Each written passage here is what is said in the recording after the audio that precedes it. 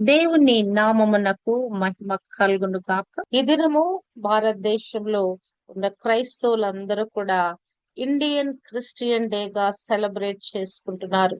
July 3 అనేది భారతదేశపు క్రైస్తవ దినంగా మనము సెలబ్రేట్ చేసుకోవటానికి గవర్నమెంట్ అధికారికంగా మనకు మరి ఈ దినాన్ని ఒక ప్రత్యేకపరిచినట్లుగా మనము చూడగలము.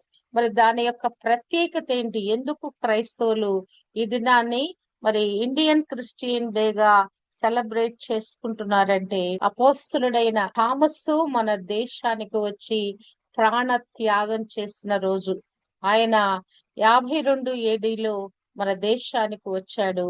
72 ఏడీలో చెన్నైలో ఆయన హతసాక్షి అయ్యాడు. అందును బట్టి దానిని చారిత్రాత్మకమైన సంఘటనగా మరి గవర్నమెంట్ గుర్తించి మరి యొక్క జూలై 3 ని ఇండియన్ క్రిస్టియన్ డేగా గుర్తించింది. అంతేకాదు ఆయన జ్ఞాపకార్థంగా ఒక స్టాంపు కూడా విడుదల చేయబడింది. ప్రతి ఒక్క ప్రత్యేకమైన సంఘటనకు మన దేశంలో ఒక స్టాంపు విడుదల చేయట ఆనవాయితీ.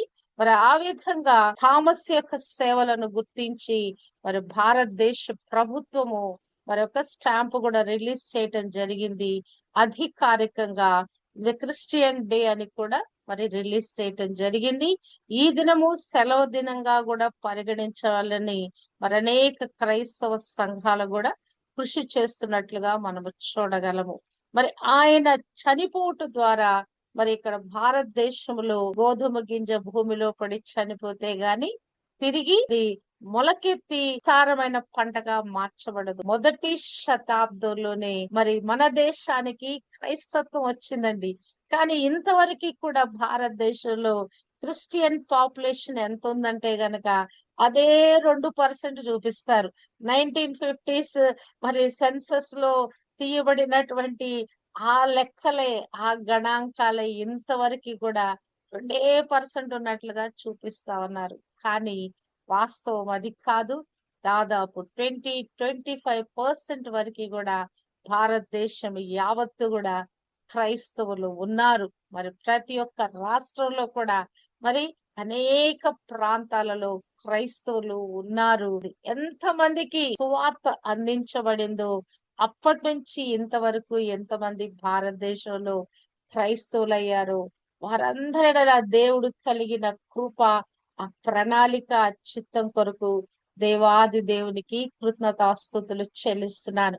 భారతదేశము విభిన్న జాతుల మరి సంస్కృతుల సమ్మేళనము, ప్రజాస్వామ్య దేశము. ఇందులో మరి ప్రభుని అంగీకరించటానికి వివిధ మతాల వారు, జాతుల వారు, కులాల వారు మరి ధనిక పేద తేడా లేకుండా ప్రభుని అంగీకరించారు. మరి వారందరికీ ప్రభు అనుగ్రహింప చేసిన రక్షణ బట్టి దేవాది దేవునికి కృతజ్ఞతాస్తుతులు చెల్లిస్తున్నాను. అందులో మనము కూడా ఉన్నాం, మన కుటుంబాలు కూడా ఉన్నాయి.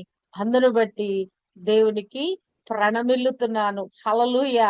ప్రభు సువార్త ఈ యొక్క చీకటి మరి దేశానికి రాకపోతే, మూఢ నమ్మకాలతో రకరకాలైన మరి విధానాలతో సనాతన ధర్మాలతో నిండిన మన దేశానికి ఈ సువార్త రాకపోతే మరి మనము ఏమైపోయే వాళ్ళము, ఇంకా చీకట్లో వాళ్ళము, తృణీకరించబడిన ప్రజలుగా ఉండేవాళ్ళము, మరి ఇంకను వెలివేయబడిన స్థితిలో ఉండేవాళ్ళము. కానీ దేవుని కృప భారతదేశం మీద ఆయన వెలుగు పడుట ద్వారా తన సేవకుడను, తన యొక్క శిష్యుడను పంపించుట ద్వారా భారతదేశానికి సువార్తమానము వచ్చింది.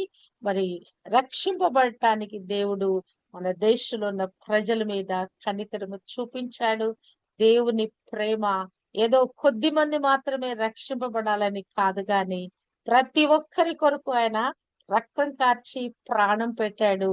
మరి అందరూ కూడా సువార్త విని మరి ప్రభుని అంగీకరించి ఆయన పిల్లల మరి గుంపులో చేర్చబడటానికి భారతదేశంలో ఉన్న ప్రతి ఒక్కరికి దేవుడు తన కృప అనుగ్రహింప చేయును గాక. ఇండియన్ క్రిస్టియన్ డేని సెలబ్రేట్ చేస్తున్న ప్రతి క్రైస్తవుడికి నా శుభములు తెలియచేస్తున్నాను. దేవునికే మహిమ కలుగును గాక. ఆమేన్.